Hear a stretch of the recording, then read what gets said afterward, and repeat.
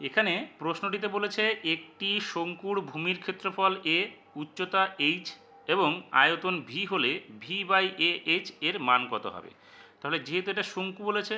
তাহলে শঙ্কুর ক্ষেত্রফল এ, তার মানে এ কি, এটা ভূমির ক্ষেত্রফল, তার মানে হচ্ছে এটা হচ্ছে পাই আর স্কোয়ার, উচ্চতা এইচ দেওয়া আছে এবং আয়তন ভি, তার মানে ভি মানে কি 1/3 পাই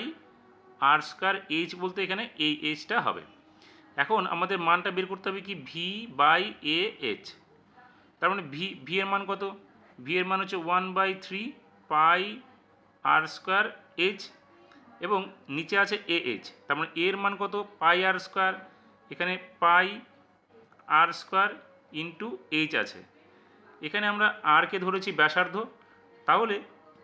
এখানে পাই আর স্কোয়ার কেটে যাবে, এইচ এইচ কেটে যাবে, তার মানে আমাদের কি থাকলো 1/3,